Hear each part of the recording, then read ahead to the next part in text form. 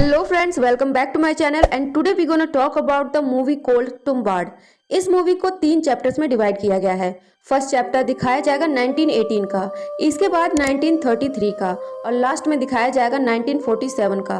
Movie start करने से पहले आप लोगों से एक छोटी सी रिक्वेस्ट है, अगर आप हमारे चैनल पर नए हैं या फिर अभी तक आपने हमारे चैनल को सब्सक्राइब नहीं किया है तो प्लीज सब्सक्राइब करके बेल आइकन प्रेस कर लीजिए ताकि आपको इसी तरह के अमेजिंग और फ्रेश कंटेंट मिलते रहें। इस कहानी की शुरुआत में फिल्म के लीड कैरेक्टर यानी कि सोहम शाह अपने बेटे को बताते हैं कि आज से सदियों पहले एक पूर्ति की देवी हुआ करती थी। उस पूर्ति की देवी के पास अनाज और सोने का अपार भंडार था। जिस वक्त ब्रह्मांड का निर्माण हुआ उस वक्त देवी ने अपनी कोख से 16 करोड़ देवी देवताओं को जन्म दिया, लेकिन उनका चहेता था उनका पहला बच्चा जिसका नाम था हस्तर। धीरे धीरे वक्त बीतता गया और हस्तर ने अपनी ही माँ का सोना चुराने की कोशिश की। वो इसमें कामयाब भी हो गया। फिर वो अनाज की तरफ बढ़ा तो वहाँ मौजूद बाकी सभी देवी देवताओं ने उसे नष्ट कर दिया और उसे धूल के कणों में बांट दिया। और अब बस एक आखिरी प्रहार से ही हस्तर के जीवन का अंत होने वाला था। लेकिन तभी उसकी माँ यानी पूर्ति की देवी ने उसे बचा लिया। लेकिन उसे बचाने के पीछे देवी की एक शर्त भी थी कि तुम्हें आज से कोई भी नहीं पूजेगा, साथ ही पुस्तक पुराणों में तुम्हारा कभी भी नाम नहीं लिया जाएगा। मगर कुछ समय बाद सोहम शाह यानी विनायक राव के पूर्वजों ने ही अस्तर का एक मंदिर बनवा दिया और उसे पूजने लगे। इस बात से देवतागण काफी नाराज हो गए और उनका गुस्सा तुम्बाड़ पर बारिश बनकर फूटा। अब लास्ट में विनायक राव अपने बेटे से कहता है, हस्तर का श्राप हमारे लिए वरदान है, तू जब देवी की कोख में जाएगा तब तुझे समझ आएगा। अब यहाँ पर ऐसा क्यों कहा गया है इसके बारे में आपको आगे पता चलेगा। अब हमें दिखाया जाता है तुम्बाड़ गाँव।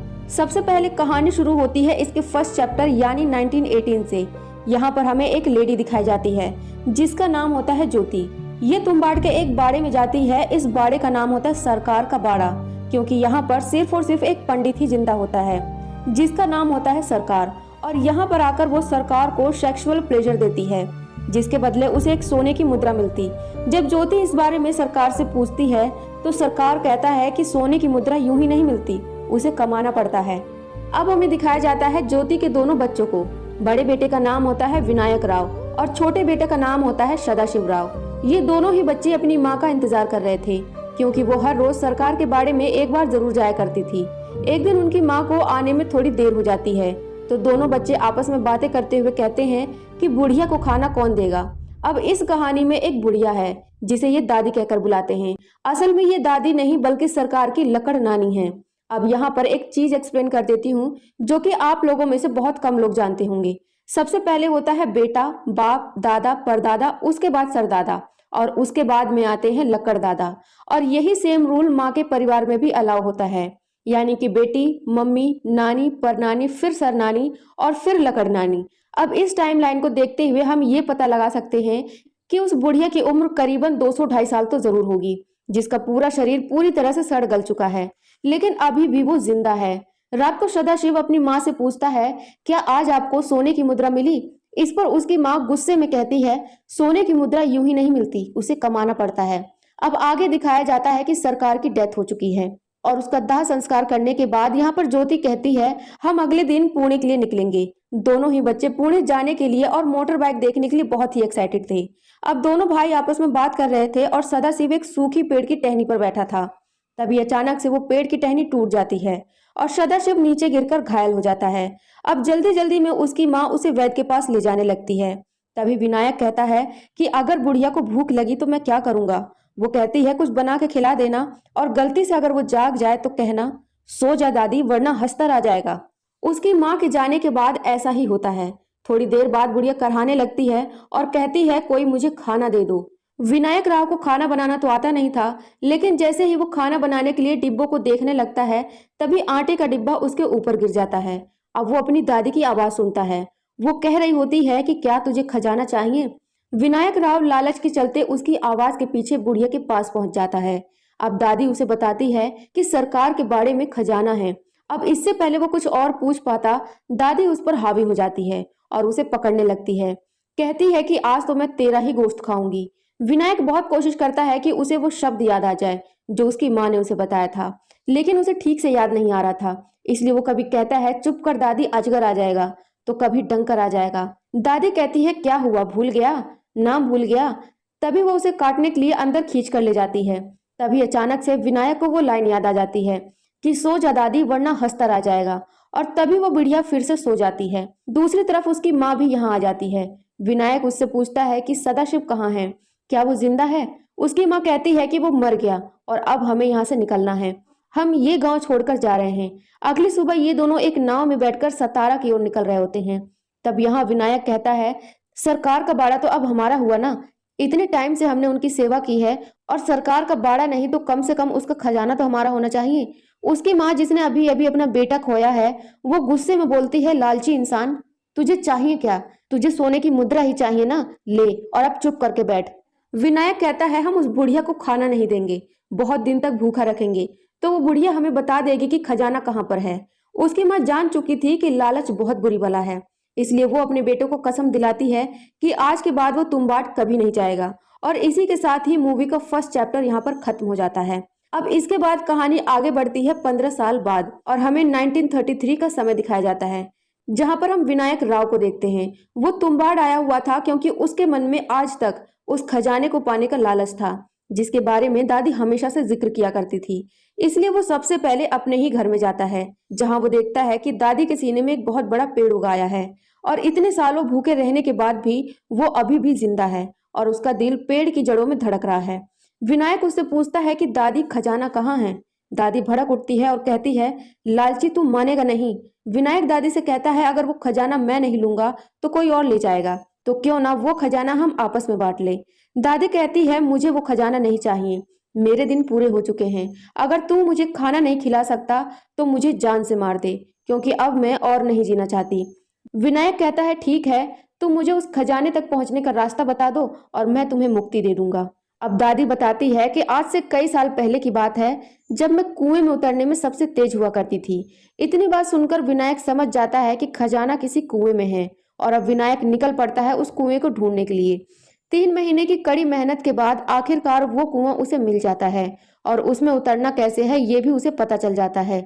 लेकिन अंदर से सोना कैसे निकालना है उसे ये अभी भी नहीं मालूम था। वो यही पूछने के लिए फिर से दादी के पास जाता है, और दादी उसे वो राज बता देती है, जिसके बाद विनायक राव अपना वादा पूरा करता है और दादी को जलाकर उसे मुक्ति दे देता है, और सोने की मुद्रा लेकर वापस अपने गांव पहुंचता है। यहाँ वो देखता है कि उसकी बीवी ने छोटा सा एक आटे का काम शुरू किया है, जहां वो हाथ का पिसा हुआ आटा बेचकर अपना गुजर बसर कर रही है। ये देखकर विनायक उस पर गुस्सा होता है और कहता है, अब मैं तुझे रानी बना दूंगा, क्योंकि हमारे दिन अब बदलने वाले हैं और अब हम अमीर होने वाले हैं। अब अगले दिन विनायक खुद को सही करके अपने मुनीम राघव के पास जाता है। इस मुनीम के पास विनायक का कभी कर्ज हुआ करता था, वो भी 38 रुपए। अब विनायक कहता है, मेरे पास एक स्वर्ण मुद्रा है, इसका कितना दाम होगा? मुनीम उसे बताता है कि मुद्रा की कीमत 100 रुपए होगी। अब विनायक 38 रुपए कर्ज भी दे देता है और कहता है, मेरे पास ऐसी 3 और हैं, खरीदना चाहोगे? अब इसी तरह से विनायक के दिन बदल जाते हैं और वो बहुत अमीर हो जाता है। विनायक के पास ये स्वर्ण मुद्रा कभी बहुत ज्यादा होते थे तो कभी सिर्फ 2 ही 3 होते थे, और हर बार मुनीम उससे पूछता था कि आखिर तुम ये स्वर्ण मुद्रा लाते कहाँ से हो? विनायक कहता है, आपको इससे क्या, मैं कहाँ से लाता हूँ कहाँ से नहीं, ये हमारी पुश्तैनी आभूषण है, बस चोरी के नहीं है। अब इसी तरह विनायक की जिंदगी ऐशो आराम से बीत रही थी, और साथ ही उसकी कामुकता भी बढ़ती जाती है। अब एक दिन मुनीम यानी कि राघव बाजार में जा रहा होता है तो उसे एक पुलिस वाला मिलता है। वो कहता है कि तुमने जो ओपीएम के लिए जगह मांगी थी, अगर मेरा यहाँ से ट्रांसफर नहीं होता तो मैं तुम्हारा वो काम करवा देता। दोस्तों, यहाँ ओपीएम का मतलब होता है ऑफिस पर्सनल मैनेजमेंट, जिसके लिए राघव ने अर्जी डाली थी। अब क्योंकि उस पुलिस वाले का ट्रांसफर होने वाला है, इसलिए मुनीम विनायक के पास जाता है और उसे कहता है कि क्यों ना तुम मुझे पार्टनर बना लो, इससे जोखिम भी कम हो जाएगा और साथ ही मैं तुम्हारे पैसे का ख्याल भी रख पाऊंगा, क्योंकि तुम तो उसे मैनेज नहीं कर पाते होगे। विनायक कहता है, मैं अपना काम खुद संभाल लूंगा, आप अपना काम देखिए। और ऐसे ही काफी दिन बीत जाते हैं। अब एक दिन मुनीम सोचता है कि क्यों ना मैं विनायक राव को किसी तरह यहाँ सतारा में रोक दूं और मैं तुम्बाड़ जाकर खजाना निकालने की कोशिश करूं। इसलिए वो 50 रुपए में एक वेश्या को खरीदता है और लाकर विनायक राव को सौंप देता है, ताकि वो 2 दिनों तक इसी के साथ बिजी रहे और वो जाकर उसका खजाना लूट सके। लेकिन उसी रात वो लड़की 100 रुपए के लालच में विनायक राव को सब कुछ बता देती है। इसके बाद सीन शिफ्ट होता है तुम्बाड़ में, जहां मुनीम पहुंच चुका है। कुछ देर बाद विनायक भी वहां पहुंच जाता है। अब विनायक यहाँ चालाकी दिखाते हुए खुद मुनीम को सारी बातें बताता है, क्योंकि उसे पता था कि मुनीम छिपकर उस पर नजर रखे हुए है। अब विनायक एक कुएं से निकलता है और उसके हाथ में सोने की मुद्रा होती है। ये देखकर मुनीम समझ जाता है कि खजाना कुएं के अंदर है। अब मुनीम कुएं के अंदर जाता है, जहां काफी लंबा रास्ता तय करने के बाद उसे एक लोहे का गेट मिलता है, जिस पर पूर्ति देवी की छवि बनी होती है और उसके अंदर एक रस्सी लटक रही थी। काफी हिम्मत करने के बाद मुनीम उसमें उतर जाता है, जहां हमें दिखाया जाता है कि पूर्ति देवी की कोख एकदम लाल रंग की है और ऐसा महसूस होता है कि वहां कोई सांस ले रहा है और वहां पर लार्वा भी होता है जो मुनीम के शरीर पर लग जाता है। तभी उसे वहां पर एक छोटा सा डिब्बा दिखाई देता है। जब वो उसे खोलकर देखता है तो उसके अंदर एक आटे की गुड़िया मिलती है। अब जैसे ही अनाज की खुशबू हस्तर को आती है तो वो अनाज के साथ साथ उस मुनीम को भी काट लेता है। अब कुछ देर बाद विनायक वहां पहुंचता है तो देखता है कि जो हाल उसकी दादी का हुआ था वही हाल अब मुनीम का है, मगर राघव ने किसी वक्त उसकी मदद की थी जब उसे पैसों की जरूरत थी, इसलिए वो उसे वहां दर्द में नहीं छोड़ पाता और उसे मुक्त कर देता है। अब यहाँ पता चलता है कि हस्तर का श्राप इंसानों के लिए वरदान क्यों है। वो इसलिए क्योंकि कभी कोई इंसान अमर नहीं हो सकता, लेकिन हस्तर जिसे काट लेगा वो हमेशा के लिए अमर हो जाएगा, मगर अमर होने के साथ साथ उसका पूरा शरीर सड़ गल जाएगा। हालांकि उसे खजाने के बारे में पता होगा। ये बात वरदान जरूर है, लेकिन ऐसी कष्टदायक जिंदगी भला किसे चाहिए। अब धीरे धीरे समय आगे बढ़ता है और अब ये कहानी पहुंचती है इसके थर्ड चैप्टर में, जहां हमें 1947 का वक्त दिखाया जाता है। इस वक्त विनायक के 3 बच्चे हैं, 2 जुड़वा लड़कियां और एक बेटा जिसका नाम होता है पांडुरंग, जो ठीक से चल नहीं पाता और एक पैर से अपाहिज है। इसके बावजूद विनायक अपने बेटे को कुएं में उतरकर सोना लाने की रोज प्रैक्टिस कराता है और पांडुरंग रोज कैलकुलेट करता था कि कितने टाइम में कितनी मुद्राएं वो ला पाया। और जैसा कि ये वक्त स्वतंत्रता सेनानियों का था, इसलिए गवर्नमेंट ने सरकार के बाड़े को सील करके उसे अपने अंडर कर लिया। जब ये बात विनायक को पता चलती है तो वो परेशान हो जाता है, क्योंकि अब वो बूढ़ा हो रहा है और बार बार रस्सी से नीचे उतरने और ऊपर आने में अब उसे दिक्कत होती थी। इसलिए वो डिसाइड करता है कि वो अब अपने बेटे को वहां ले जाएगा और उसे सब कुछ सामने से समझाएगा। अब ये दोनों वहां पहुंचते हैं तो विनायक अपने बेटे को आटे की गुड़िया बनाना सिखाता है और कहता है इसमें पत्थर भी डाल दिया कर, क्योंकि वो हस्तर पत्थर भी चबा डालता है और इससे चोरी करने में थोड़ा ज्यादा टाइम मिल जाता है। लेकिन पांडुरंग एक छोटी सी आटे की गुड़िया अपने साथ भी ले आया था और कुएं में उतरने के बाद जैसे ही वो उसे बाहर निकालता है तो उनके पीछे हस्तर पड़ जाता है। अब जैसे तैसे विनायक अपने बेटे को बचाता है और इसी बीच पांडुरंग हस्तर के पीछे से कुछ अशर्फियां खोलकर अपने पास रख लेता है। अब जैसे ही दोनों बाहर निकलते हैं तो विनायक अपने बेटे को बहुत पीटता है और कहता है तू पागल हो गया है क्या, अभी हम मर सकते थे। तुझे मैंने मना किया था कि आटे को वहां पर नहीं लेकर जाना है, फिर भी तू लेकर क्यों गया। पांडुरंग माफी मांगता है और कहता है आगे से ऐसा नहीं होगा। घर आने पर जब पांडुरंग वो मुद्रा अपनी माँ को दिखाता है तो उसकी माँ कहती है तूने वहां क्या देखा, आखिर तुझे ये मिला कैसे। वो कहता है ये सब बाबा और मैं देख लेंगे, तू बस घर संभाल आई। इसका मतलब आज तक ये राज सिर्फ विनायक राव ही जानता था। अब पांडुरंग भी अपने बाबा की तरह उसी वैश्य के पास जाता है और अपनी पहली कमाई उसे देता है। बाद में जब विनायक उसके पास पहुंचता है वो उसे सोने की मुद्रा दिखाती है और कहती है ये मुझे तुम्हारे बेटे पांडुरंग ने दी है। इस बात से विनायक राव बहुत गुस्सा होता है और वो सीधा घर आकर पांडुरंग को पीटना शुरू कर देता है। वो उसे पटक पटक कर मारता है और कहता है लड़कियां चाहिए, बड़ा बनेगा, बाप की कॉपी करेगा, ये सब कह कहकर उसे बहुत मारता है। और इस वक्त भी पांडुरंग का लालची दिमाग ये सोच रहा होता है और कहता है कि अगर कुछ टाइम में ही हम ज्यादा पैसा कमा ले तो, क्योंकि हम एक एक करके उसे गुड़िया देते हैं, अगर हम उसे बहुत सारी गुड़िया एक ही बार में दे दें तो वो उन गुड़ियों को खाने में बिजी हो जाएगा, हमारे पास काफी समय होगा उन स्वर्ण मुद्राओं को लाने के लिए। उसके बाद सुनकर विनायक राव सोचता है कि यह आइडिया मेरे दिमाग में क्यों नहीं आई। अब अगले ही दिन अपनी बीवी को बोलकर बहुत सारे आटे के पैकेट लेकर दोनों बाप बेटे वहां पहुंच जाते हैं। कुएं में जाने से पहले वो चारों तरफ एक बड़ा सा घेरा बना देता है। अब अंदर जाकर जब विनायक राव एक जगह 2 गुड़ियों को निकालता है तभी वहां पर 2 हस्तर आ जाते हैं। अब पांडुरंग दूसरे थैले में से सारी गुड़िया निकालता है तो जितनी गुड़िया होती है उतने ही हस्तर निकल जाते हैं। ये सब देखकर विनायक बहुत परेशान हो जाता है, लेकिन आटे का जो घेरा था उसके अंदर हस्तर नहीं आ सकता था, क्योंकि पूर्ति देवी ने उसे श्राप दिया था कि वो अनाज को छू भी नहीं सकता, लेकिन अगर इंसान अपनी इच्छा से उसे अनाज देगा तो वो उसे खा सकता है। इतने सारे हस्तरों को देखकर पांडुरंग तो बिल्कुल बेहोश सा हो जाता है। अब काफी रात हो जाती है और विनायक इंतजार करता है कि जल्दी से गुड़ियां खत्म हो और हस्तरों की संख्या कम हो, लेकिन विनायक के पास अभी भी एक गुड़िया थी और इसका मतलब ये था कि अभी भी एक हस्तर मौजूद है। अब यहाँ पर विनायक राव को कोई रास्ता नहीं सूझता और वो खुद को हस्तर के आगे सौंप देने का विचार बना लेता है।